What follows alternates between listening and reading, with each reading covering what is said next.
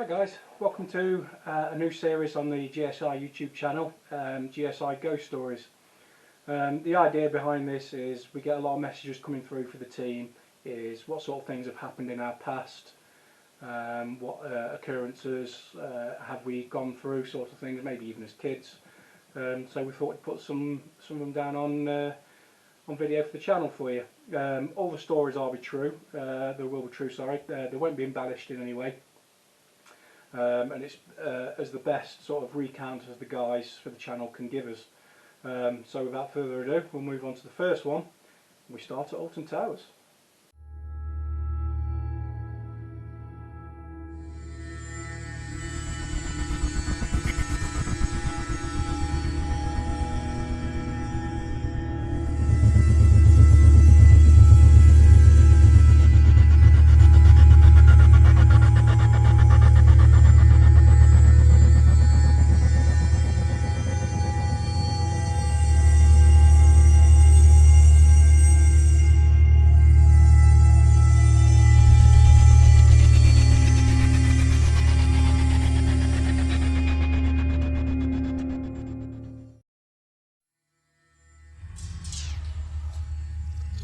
So, back in 2013, I was working at Alton Towers, and I was working during the open season in the warehouse as an assistant manager, and then the close season with the tech team doing engineering work.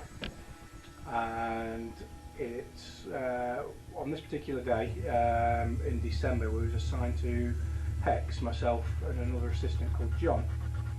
Now for those of you that know the Hex ride, you've got your entrance where it goes in, and then you've got your pre-show, your octagon room, then the chamber where you walk down towards the main ride and the main ride itself. Now on this particular day, myself and John was working in the main ride area, removing the restraints that keep you in and cleaning out underneath. As far as we was aware, all the doors in the octagon area and where the main entrance is were locked, being closed season. But we kept hearing noises as we were working in that particular area, in the vault itself, noises coming from the octagon room. There was noises like we thought we'd hear footsteps and talking and chains rattling. Now, the problem is with chains rattling is it's a big room and there are always breezes which can come in, so we didn't think too much of it. And as the day progressed, we kept hearing them louder and louder, so we decided to investigate. We turned the lights on in the octagon room because everything was shut down apart from where we was working, and we walked down and had a look, and we couldn't see anything. We couldn't hear any chains rattling, the chains wasn't moving. We had a good look around. As far as we could see, all the doors were locked, but as we were stood there we wasn't getting noises, but when we moved away we kept getting them. And so we went back to the ride, started doing what we were doing work wise. John was on one side, I was on the other. And again, we could keep hearing these noises, especially footsteps like walking up the stairs themselves. From the octagon, once the show is finished, you walk up the steps to go down the chamber. We kept hearing footsteps there, so we decided to go and look again. It's 2 or 3 times, and again, nothing. So it's at this point that John actually decided that he didn't want to go back in. It was starting to freak him out a little bit. So I came up with a plan, and what I thought we'd do, I went down into the main area where you enter through the queue line, into the pre-show and then the octagon, and I checked every single door. Any that were open were locked, and I double checked all the surrounding areas to make sure there was nobody there. John wouldn't come in, so I had to do this all on my own, but I made sure every single door was locked, so there was no access from the main entrance to the octagon room whatsoever. Then I went back into the ride area, and again locked all the doors bar one. Now this was because the bosses used to walk around to come and see what you were doing, as in how the work was progressing, things like that, and if anybody wanted to come in to relieve you. So we left one door open. Now if anyone was to pass us, they would have to physically walk through the vault itself where we were working. We couldn't miss them, it was impossible. So we carried on working, and again, footsteps, laughter, chains rattling. So this was beginning to freak John out quite a little bit, so I decided to go back in the dark, and where in the octagon room is you've got the wicks, it's above, for those of you that have been on the ride, you'll know when the pre-show, when the show is going itself. Just underneath there's a rail which you can go up. So if you're of limited mobility, you can walk up a slope instead of going up the steps. I set my phone down there and I set it recording in the dark, and left it going. Walked back to John and just left it recording for about an hour or so, remembering that we've got every single door locked down so nobody could get past us, so we knew there was nobody messing about. Anyway, about an hour or so later, lunchtime turned up, so I went back and retrieved the phone, and while we was both eating our lunch, myself and John started to review the footage, and what we caught was amazing. There was voices like I'm talking to you now. There was voices that close, but it was almost like a growl into the camera. There were footsteps on the stone, so like somebody walking in big clumpy shoes, almost high heels in a way. That echo that it gives off, there was that. There was very pronounced footsteps walking up the wooden stairs towards the chamber.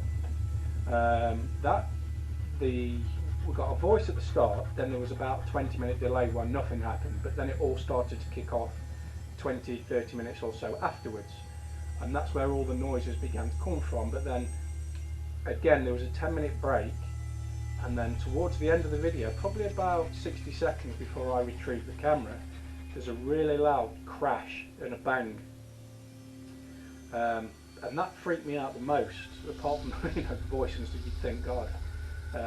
But yeah, it was a really loud crash, and knowing that nobody could be in there, that must have took some real physical energy to do, and I wanted to know where it came from. So after we'd reviewed all the footage, the next day I went back in and tried to find out where this bang had come from. Now if you walk out of the pre-show into the octagon in front of you, on the right hand side, there's sort of like steps that go up into the theming, and there's white curtains covered in sort of covering all over the theming, so when the show's going on, you get wind machine blowing behind it and a bit of smoke and stuff like that. There's a little gate which accesses that, and it can't be any more than about 1.5 foot, 2 foot across, and that had a latch on it, and that's how you get in. So I undid the latch and pulled the gate back and then slammed it hard, and it was exactly the same noise as what I'd heard the previous day, but there was nobody there physically to do that. Wind couldn't move it because it's latched. If it was unlatched, it would always rest back in its closed position. It wouldn't have enough strength to relatch itself, but the way it was designed, it would always rest back almost closed. So to something physically open it and then slam it shut while nobody was in that room must have took some real energy. I do still have this footage on an old Samsung phone, but the issue is the batteries died on the phone, and nobody makes them anymore. I mean, we're talking 2013, so 7 years ago. So I don't even know if the phone would work now. If I can, any way I can get this footage out, I'll put it on a video. But yeah, that's what happened to myself and John. After he reviewed the footage with me, he refused to go back into the ride. He wouldn't leave the vault area, even if the lights were on. I was the one that had to go in and do that myself. Since speaking to people at the park who work there and guests, they've heard voices while the park has been open, and they're queuing for the ride. People whispering to them. I mean, this could be somebody in the room, but it's hard to tell, but they say it wasn't. People have had stones thrown at them, again, difficult to tell, but we've had numerous accounts of that. People seeing some of the theming start to move on its own, only gradually and slowly, but they've said there was nowhere near it and they witnessed that moving. So hence as a ride, yeah, it seems to be extremely haunted, and what I witnessed myself, it was absolutely amazing, and that was the thing that really got me interested in ghost hunting. I was always interested in watching things about paranormal and stuff like that, but that was the turning point for me. That was where I really got interested into it. Anytime I go on that ride now, I'm always looking around, see if I can see things, see if I can notice anything that's moving, anything that's different. You know, it's highly unlikely, but there's just now I know there's something there. I'm always checking, and next time you go on it, maybe you should check too. You never know. So yeah, so that's the first part of G.S.I Ghost Stories, guy, and that really happened to me in December of 2013, and it was freaky as hell. So yeah, keep an eye out next time you go, and I'll see you next time.